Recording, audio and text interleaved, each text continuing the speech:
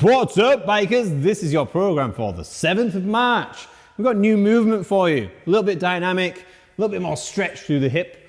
It is a 1 foot raised squat. So you can put your foot on anything, probably anywhere between 3 to 6 inches, and then perform 5 squats. Then quickly, dynamically, swap to the other side. Or if it's on a step that you're doing it, you can flip over this way and then perform that again. So once you've done both sides, that's 1 round. Do 4 to 8 rounds of 5 each side, then rest a whole 2 minutes and repeat that 3 to 5 rounds, depending on how much you're wet. Yeah, I know. How do you write that on a PDF? Yeah. You can also do this with a little bit of weight in a goblet position, but that's entirely up to you. If you've got it available, that's great. If you don't worry about it. And then, workout time. The workout today is as many rounds as you can in 25 minutes. That doesn't necessarily mean as many rounds regardless of all other things. You have to keep your form and go steady. So don't absolutely blast it. 25 minutes is a reasonably long time for this. You're gonna do 5 deck squats with a jump. So lay back, stand up, jump. Nice and dynamic. If you struggle to get back up, feel free to use your hands and push yourself up a little bit. Once you've done that, we're then gonna do 10 push-ups. So push up into a side twist and reach. Very good for the shoulders, loading all angles. Then we're gonna do 20 mountain climbers. 1, 2, 3, 4, 5, 20. And then a 10-second down dog. This is your rest time, but holding a good position, stretch through the shoulder and hamstrings, very good for you. So 10 seconds in that position marks the end of round 1. Do as many rounds as you can in a 25-minute window. Then rest a little bit and we'll do some core. Core today is a side plank with a little bit of movement through that upper leg. So maybe go clockwise 1 time and then anti-clockwise the next time. Do 3 to 5 times each side. I just burped a little bit at the very end then. Don't even edit that out. I'm not doing that again. That's it for day 1. Day 2, a little bit of balancing behind the shoulder in a Superman position, or Superwoman. Shouldn't be so sexist. So from here, you're gonna raise out to the side, stabilizing your core, reach to the front, and then back the same direction. You're gonna do that 10 to 15 times with a small weight. It might not even take any weight for you to get some goodness in the shoulder. Then swap sides. You can rest a little bit in between so you don't fatigue your midline or that supporting shoulder. Then rest a minute or 2 in between each set and perform 3 to 5 sets depending on how proficient you are at it. So here's how the workout goes. It's nice and steady. What you're going to do is blast yourself on a turbo trainer or go for a run for 200 meters.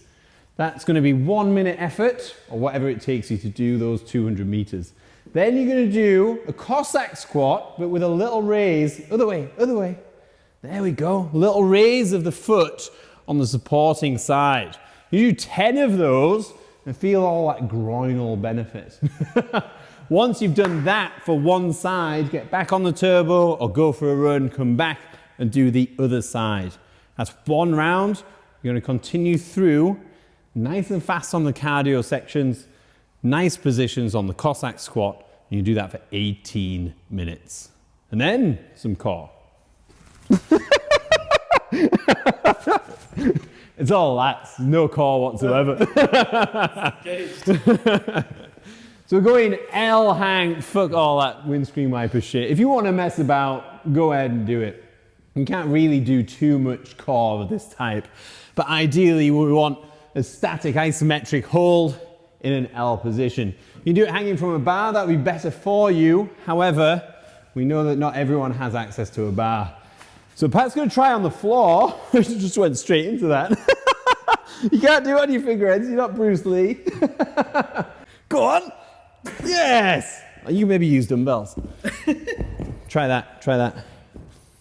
Yeah, so just a little bit, or between two chairs, or whatever, garden path wall, I don't know. Just anything that's secure. L hang, or L hold. Accumulate as much time as you can in a 5-minute window, resting as little as possible.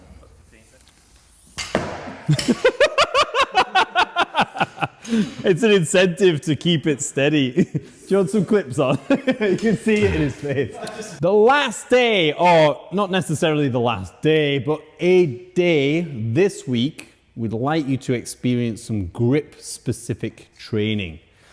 So Pat's been standing here for a good 15 minutes with a barbell in his weak hand.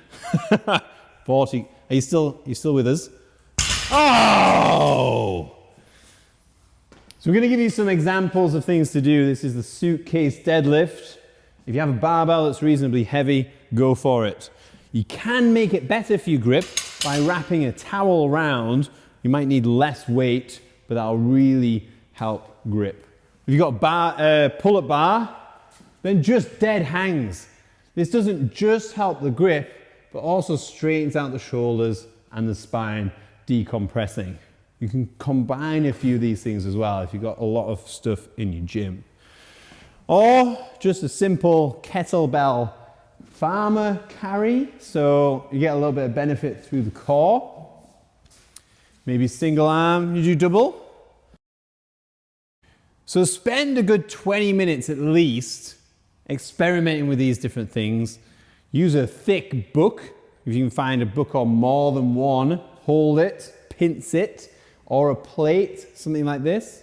But spend an equal amount of time on both sides. You can obviously get things like the Captain of Crush grip things or the gyro ball, which, you know, they've got benefits, but if you've got stuff in your gym and you introduce this to the end of sessions or as standalone work, then the purpose of these days is to have you experience new things and see the benefit and integrate it into extra work that you can do to add on top of the program if you find that you've got a weakness in a particular area, or just because you've got more capacity to do that. And things like grip training you can do very often, and it does absolutely help things with arm pump and fatigue whilst riding.